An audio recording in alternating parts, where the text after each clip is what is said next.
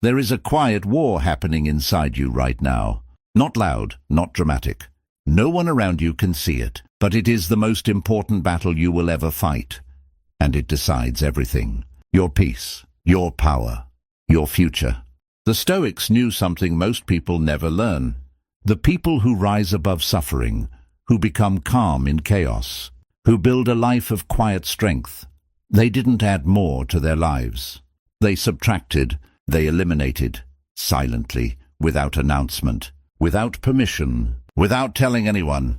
And today, I'm going to show you the 10 things you must remove from your life, quietly, deliberately, permanently, if you ever want to become the version of yourself that nothing can break. Stay until the end, because number 7 is the one most people are too afraid to even admit. Welcome back to Wisdom of the Stoics, the place where ancient wisdom meets modern struggle. Here we don't just talk about philosophy, we use it. Marcus Aurelius, Epictetus, Seneca, men who ruled empires, survived exile, and faced death with steady hands, left us a blueprint not for comfort, but for strength.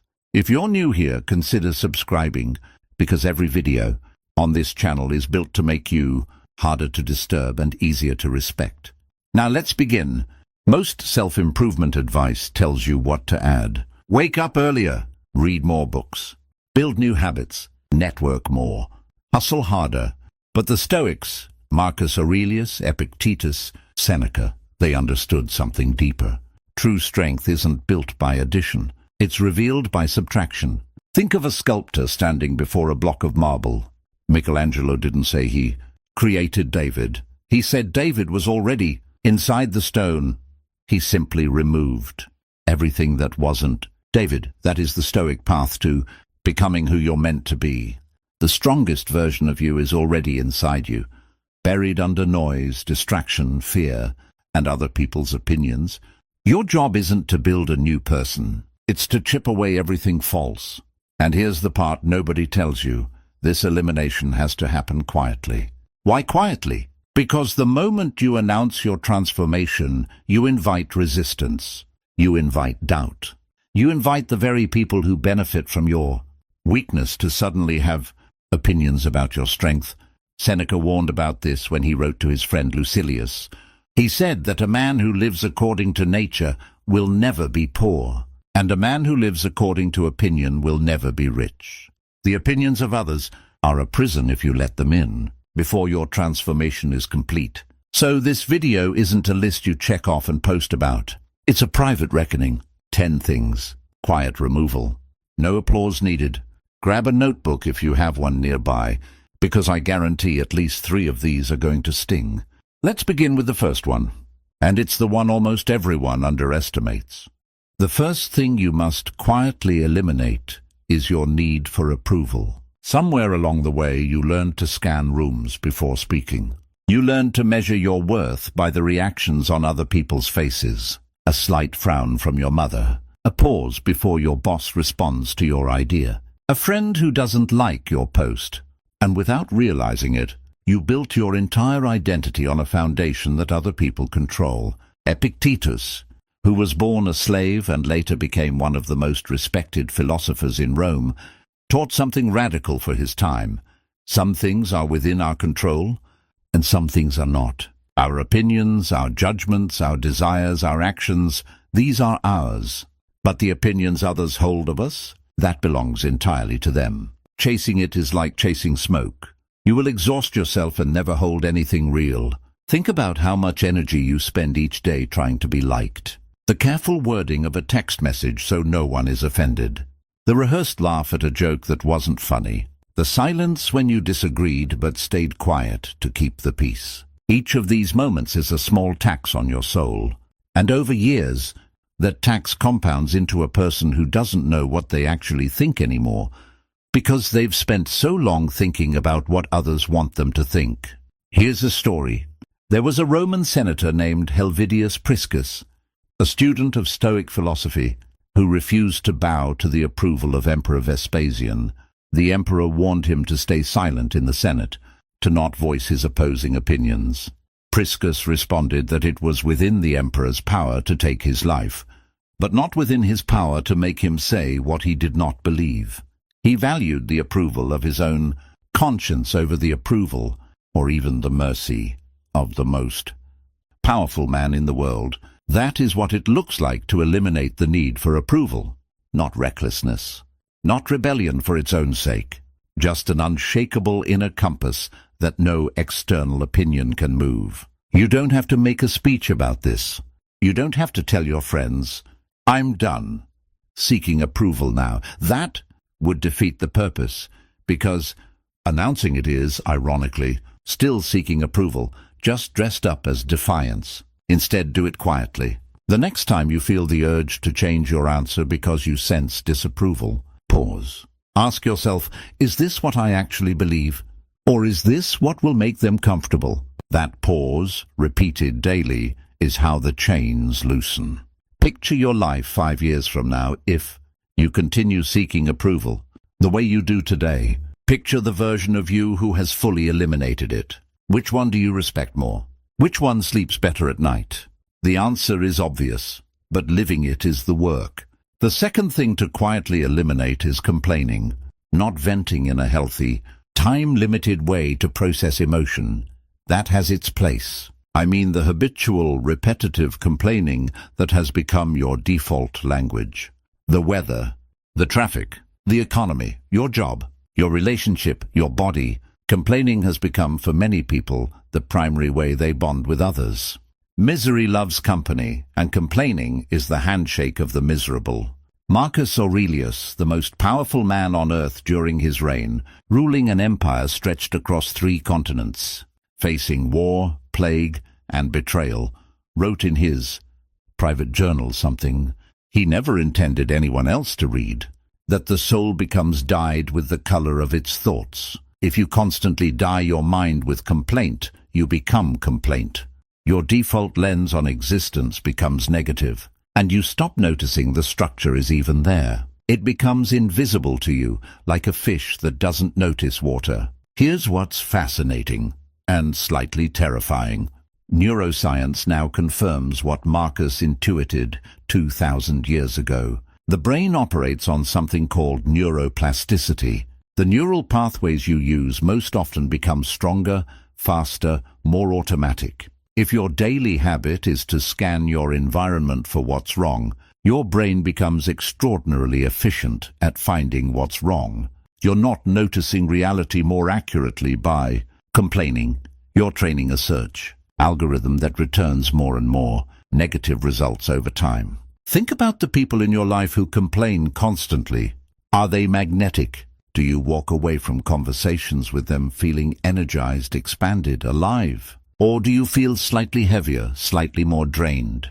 Now ask yourself honestly, when others walk away from conversations with you, which feeling do you leave them with? This is uncomfortable. It's supposed to be. Growth always feels like a small loss before it feels like anything else. The Stoic method here isn't suppression. Seneca never said, "Pretend everything is fine." He said something far more useful. When something happens that you don't like, the question isn't, "Why is this happening to me?" but, "What does this require of me?" That single shift from victim to participant transforms complaint into strategy. Try this quietly, starting today. Every time you feel the urge to complain, replace it internally with one question: what is within my control here? If nothing is, accept it and redirect your energy. If something is, act on it instead of narrating it. You don't need to tell people you're not complaining anymore. Just stop doing it. Watch how the people around you respond when you become a person who discusses solutions instead of grievances. Watch how your own mind begins to feel lighter, like you've been carrying a backpack full of stones you didn't know you could put down. The third thing you must quietly eliminate is comparison, specifically the kind that poisons rather than motivates. We live in the most comparison-saturated era in human history. Every scroll of your phone is a parade of curated highlights. Someone's vacation, someone's promotion, someone's relationship, someone's body.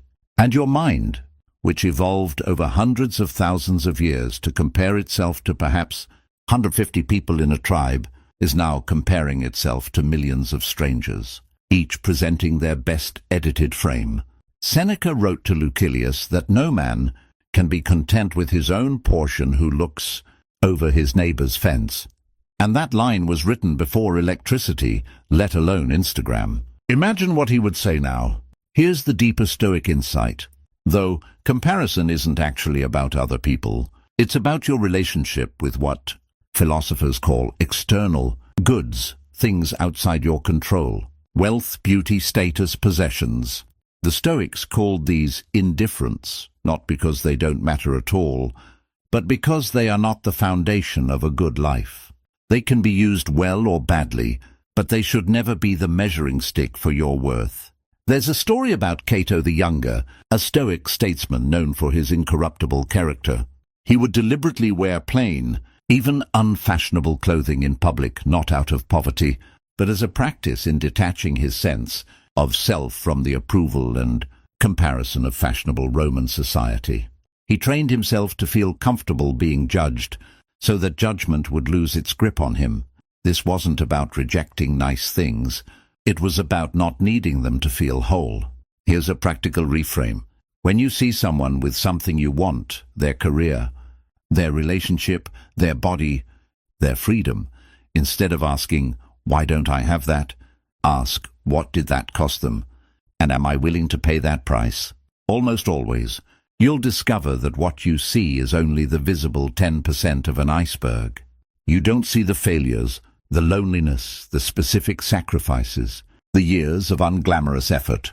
You are comparing your behind the scenes to their highlight reel, and that comparison is mathematically guaranteed to make you feel inadequate, because it is not an honest comparison at all. Quietly eliminate this. Don't announce a social media detox to everyone you know. That becomes its own performance. Just begin privately asking the deeper question every time envy arises. Over time, the impulse to compare weakens, not because you suppress it, but because you starve it of the false logic it depends on. The fourth thing to quietly eliminate, and this is one of the hardest, is your tolerance for people who consistently drain you. I want to be careful here, because this isn't about cutting off everyone who challenges you or disagrees with you. Growth often comes from people who push back, who hold you accountable, who tell you uncomfortable truths. Those people are valuable, even when they're difficult. What I'm talking about is something different, people whose presence consistently leaves you smaller, more anxious, more self-doubting, not because they're helping you grow, but because their patterns are corrosive. Marcus Aurelius wrote extensively about this in his private meditations, reminding himself almost daily to start the morning by acknowledging that he would meet people who are ungrateful, arrogant, deceitful, envious, and surly, and that he must not let their behavior infect his own character. But notice, he didn't say avoid all difficult people because as emperor, he couldn't. What he did was protect his internal state from being hijacked by their behavior. But here's what's important for your real life, where you have more choice than an emperor surrounded by senators. You are not obligated to keep every person in your life simply because they've been there a long time, or because you feel guilty, or because removing them feels harsh. Seneca was explicit about this. He said that we should associate with those who will make us better and welcome those whom we can make better, and that this exchange should be mutual. If a relationship has become a one-way drain, where you give and receive only exhaustion in return, the Stoic position is clear. Protect your time, because time is the one resource you genuinely cannot get back. Here's a quiet exercise that costs you nothing and reveals everything. Think of the 5 people you spend the most time with. After spending time with each of them, do you typically feel more capable, more grounded, more yourself, or smaller, more anxious, more depleted? You don't need to confront anyone. You don't need a dramatic conversation or a public falling out. You simply, quietly, begin to redirect your time and energy toward what gives you life and away from what drains it. Some relationships will naturally fade as you do this. That's not coldness. That's wisdom. There's a difficult truth the Stoics understood that modern self-help often avoids. Not everyone is meant to be in your life forever, and that's not a tragedy. It's the natural order of things. Trees don't apologize for shedding leaves in autumn. The shedding makes room for new growth. The fifth thing to quietly eliminate is the unconscious, compulsive relationship you have with your phone, specifically with the apps engineered to fracture your attention. This isn't a lecture about screen time. Though the numbers are staggering, the average person checks their phone over 100 times a day, often without even consciously deciding to. This is about something the Stoics valued above almost everything else: the integrity of your mind. Marcus Aurelius wrote that the mind that is free from passions is a citadel. Nothing can take it by storm, because there is nothing more secure to which a man can fly for refuge and be thereafter inexpugnable. But what happens when you voluntarily hand the keys to that citadel to an algorithm designed by some of the most brilliant engineers on Earth, specifically built to capture and monetize your attention? Here's the uncomfortable truth. Your attention is not a renewable resource in the way you think it is. Where your attention goes repeatedly, your character follows. If your attention is constantly fragmented between 15-second videos, notifications, and the dopamine loop of checking for likes, you are training your mind to be incapable of the sustained, deep focus that builds anything meaningful: a skill, a relationship, a piece of work you're proud of, even a peaceful inner life. This isn't about throwing your phone in a lake. The Stoics were not opposed to tools. They were opposed to being enslaved by them. Seneca, ironically, wrote about the very same compulsive restlessness in his own era. Though there were no phones, people would travel from place to place, seeking distraction from themselves, never able to sit still with their own minds. He called it a sickness of the soul, this inability to bear one's own company. The quiet elimination here looks like this. You don't need to announce a digital detox or post about going offline. You simply start privately, building small pockets of phone-free time. The first 20 minutes of your morning, untouched by a screen. Mealtimes, phone in another room. Walks without earbuds, just you and your thoughts. However uncomfortable that silence feels at first. Notice, and this is important, notice the anxiety that comes up in that silence. That anxiety is information. It's telling you how much you've outsourced your inner peace to a device. The goal isn't to perform self-discipline for others to see. It's to quietly take back the citadel. The sixth thing to quietly eliminate is one of the most painful, because it requires admitting something most people spend their whole lives avoiding: the identity of being a victim of your circumstances. I want to be careful and precise here, because there is an important distinction. Acknowledging real harm done to you, abuse, betrayal, injustice, loss, is not the same as building your entire identity around that harm. The Stoics never denied that terrible things happen to people. Epictetus himself was enslaved, beaten so severely by his master that he was left permanently lame. He did not deny the reality of suffering. What he refused to do was let that suffering become the architecture of his entire identity for the rest of his life. This is the core of Stoic philosophy, and it's worth sitting with carefully. Events themselves do not have the power to harm your character. Only your judgment about those events has that power. Something happened to you. That is a fact, and facts deserve acknowledgement, even grief, even anger if appropriate. But the story you tell yourself about what that event means about your future, your worth, your capability, that story is something you have far more control over than you've been led to believe. Here's why this one is so quiet and so private. You cannot announce to others, "I'm no longer going to be a victim of my past," because that statement itself often becomes another performance, another identity to manage, another way of seeking approval for your healing. Real elimination of victim identity happens in the small, unwitnessed moments.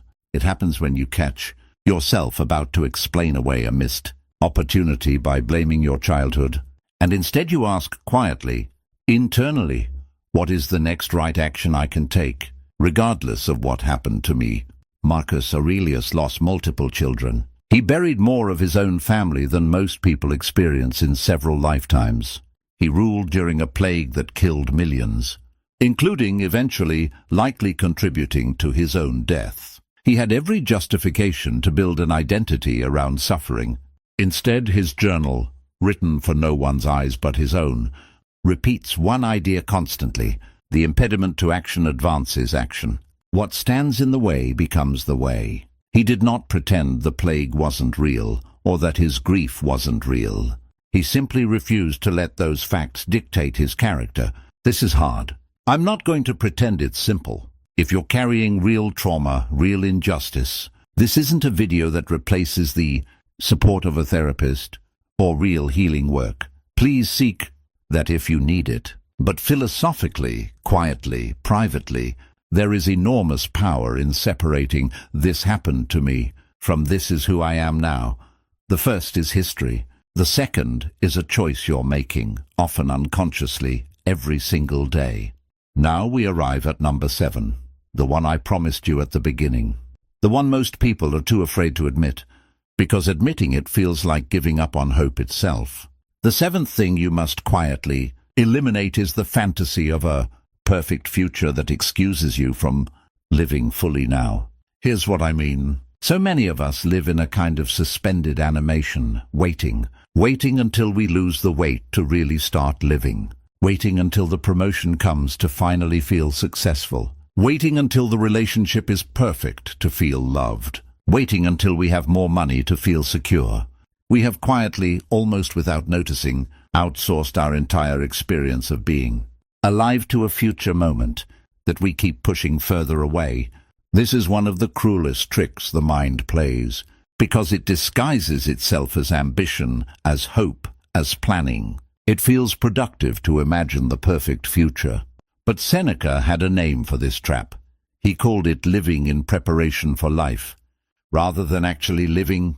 He wrote that the greatest waste of life is delay, that we are always getting ready to live, but never actually living, and that while we wait, life is rushing past us. Think about the actual math of this.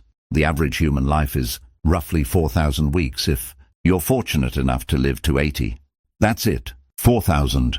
Not 4,000 years, weeks. How many of yours have you already spent in a state of, once this happens, then I'll really begin? How many more are you planning to spend the same way? Marcus Aurelius confronted this directly. He reminded himself that he could leave this life at any moment, not as a morbid obsession, but as a clarifying tool. He wrote that you could die right now. Let that determine what you do. Say and think. This wasn't pessimism. It was the opposite. It was a tool to strip away the fantasy that there will always be more time to start living the way you actually want to live. Here's why this one is quiet, and why it's so frightening to admit. Admitting that you've been postponing your real life means admitting that the version of you who has been preparing might have been, on some level, afraid. Afraid that if you actually tried fully now, without the excuse of "I'll really commit once conditions are perfect," you might fail, and then you'd have no more excuses left.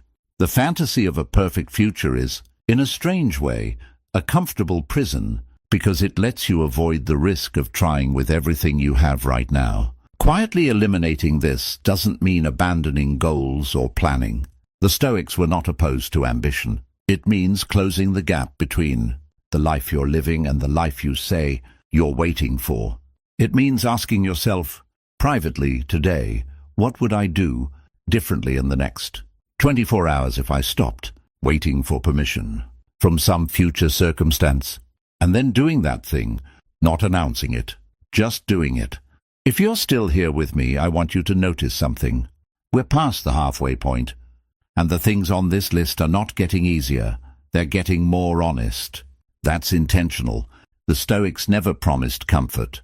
They promised clarity, and clarity is sometimes uncomfortable before it becomes liberating. If this is landing for you even a little, drop a comment with the number that hit hardest so far. I read these, and they remind me why this channel exists. Now let's continue. because the next three might be the most important of all. The eighth thing to quietly eliminate is the compulsive habit of over-explaining and justifying your decisions to people who were never going to understand them anyway. Notice how often you do this. Someone asks why you left a job, and instead of a simple answer, you give a 5-minute defense. Someone questions a boundary you set, and instead of holding it calmly, you over-explain until the boundary dissolves under the weight of your own justification. This habit comes from a deep, often unconscious, belief that your choices are only valid if others approve of the reasoning behind them. The Stoics had a striking perspective on this. Marcus Aurelius wrote that it is not necessary to let other people know about most of what you do, even good things, even right things. He believed that constantly narrating and justifying your actions to others actually cheapens them, makes your peace of mind dependent on external validation rather than your own clear conscience. There's something almost paradoxical here that's worth sitting with. The more you explain yourself, the weaker your position often becomes, even when you're right, because over-explanation signals, often unconsciously, that you yourself aren't fully convinced. Confidence rarely needs a paragraph. It often just needs a sentence or even silence.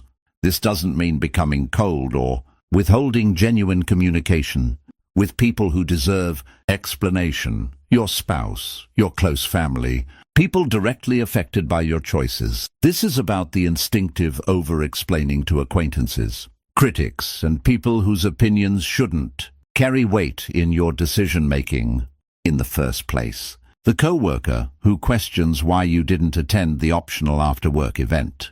The extended family member who has opinions about your career choice. The stranger online with feedback on your life they were never asked for. Quietly eliminating this looks like practicing the short answer. That didn't work for me anymore. Instead of a 10-minute justification for leaving a relationship or job, I've decided not to.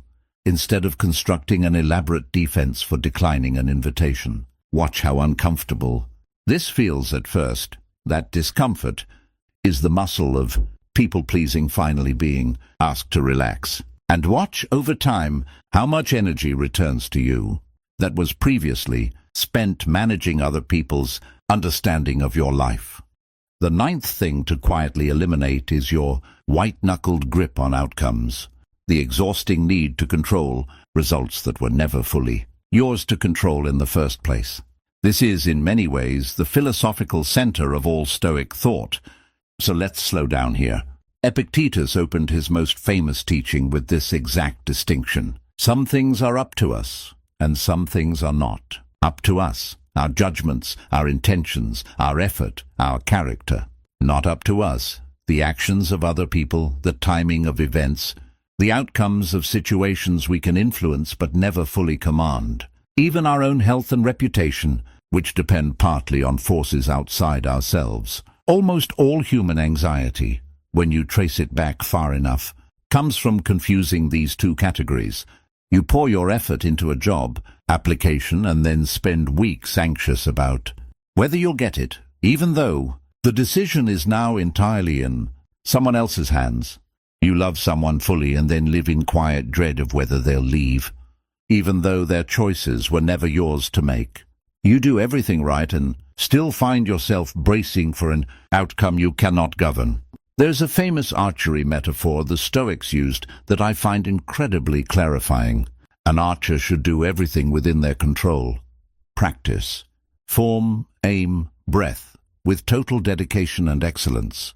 But the moment the arrow leaves the bow, its flight is influenced by wind, by the target moving, by forces beyond the archer's hands. A wise archer pours everything into the part they control and releases attachment to the part they don't. A foolish archer either doesn't try hard enough in the parts they control or torments themselves over the parts they never could control in the first place. Marcus Aurelius applied this even to the outcome that frightens humans most, death itself, his own and his loved ones. He didn't pretend not to care. He simply recognized that pouring his anxiety into outcomes he couldn't govern was a misallocation of the only resource that mattered, his present attention and effort. This elimination is quiet because it happens in your nervous system more than in your conversations. It looks like noticing in real time when you're white-knuckling an outcome, the job offer, the text message reply, the test result, the medical news, and then gently redirecting your focus to what is actually still within your hands. Have you done what you can do? Then the rest is not yours to carry. This won't feel natural at first. Your nervous system has likely spent years rehearsing anxious control. But each time you catch yourself and redirect, you're quietly retraining it. We've reached the 10th and final thing, and in many ways, it's the culmination of everything we've discussed. The 10th thing you must quietly eliminate is the false self you've built and performed for the approval of others. This is the deepest one, so let's take our time.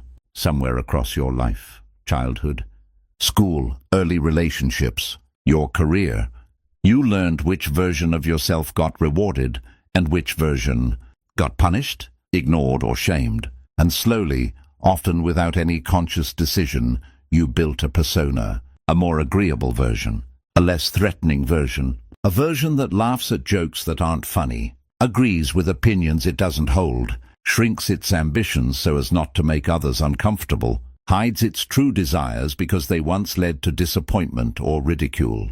This false self isn't a villain. It was built originally as protection. A child who learns that expressing anger leads to punishment will learn to suppress anger. A young person whose dreams were mocked will learn to shrink their dreams before anyone else can. The false self is, in its origin, an act of survival. But here's the painful truth the Stoics force us to confront. A survival strategy that once protected you can become, years later, the very prison that prevents you from living. Marcus Aurelius wrote something extraordinary on this subject. He said that very little is needed to make a happy life, and that it is all within yourself, in your way of thinking, not your way of performing. Your way of thinking. He understood that the gap between who you privately are and who you publicly perform yourself to be is the precise location where suffering accumulates. Every moment spent maintaining a false self is a moment of internal friction, a tax on your peace. Here's a question worth sitting with, privately, no one watching, no one to perform for. If no one in your life would judge you, disapprove of you, or be disappointed in you, what would you actually want? What would you say? What would you pursue? What would you stop doing immediately? The gap between your honest answer to that question and your actual current life is the precise size of the false self you've been carrying. This elimination, more than any other on this list, must be quiet. Not because you're hiding it, but because it cannot be performed. The moment you try to dramatically announce the real me to everyone around you, you risk simply constructing a new performance, a new persona built around the idea of authenticity rather than authenticity itself. The real work happens in small, private moments. The conversation where you say what you actually think instead of what keeps the peace. The career decision made from your own values instead of your family's expectations. The hobby pursued purely because you love it, with no audience, no validation, no metrics. Epictetus, who endured slavery and physical disability, arrived at one of the most liberating ideas in all of philosophy, that you are not your body, not your reputation, not your possessions, not even your role in society. You are your faculty of choice, your capacity to judge, to respond, to direct your own mind. Everything else can be taken from you. That cannot. When you stop performing a false self for others and start living from that inner faculty, you become, in the Stoic sense, finally free, not free from circumstances, but free from the exhausting project of managing other people's perception of you. 10 things, quietly eliminated. No announcements, no performance, no applause required. The need for approval, complaining, toxic comparison, people who drain you, your phone's grip on your attention, the victim identity, the fantasy of a perfect future, the habit of over-explaining yourself, the illusion of control over outcomes, and finally, the false self you've performed for others. Notice that none of these required you to add anything to your life. No new habit to maintain, no new system to manage, no new identity to perform. Just removal, just the quiet, patient work of becoming more fully yourself by clearing away what was never truly you in the first place. This is the entire genius of Stoic philosophy, practiced by emperors and former slaves alike, by people who ruled empires and people who owned nothing but their own minds. The good life was never about acquisition. It was about subtraction, chipping away at the marble until what remains is simply, finally, undeniably you. I'm not going to tell you this will be easy. Marcus Aurelius didn't find it easy, and he had the resources of an empire behind him. Epictetus didn't find it easy, and he began with nothing but a broken leg and a sharp mind. But both of them discovered something that I hope you carry with you long after this video ends, that the elimination doesn't need witnesses to be real. It doesn't need to be announced, documented, or validated by anyone watching. It only needs to be true. So here's what I'll leave you with. Don't tell anyone about the 10 things you're eliminating.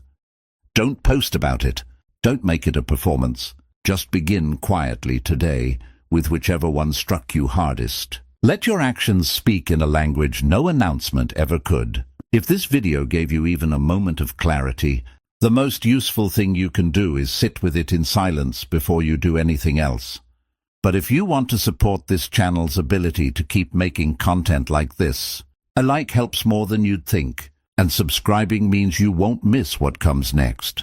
I read every comment, so tell me quietly if you'd like, or out loud if you're ready, which one of these 10 you're eliminating first. Until next time, stay grounded, stay clear, and remember, the obstacle is the way.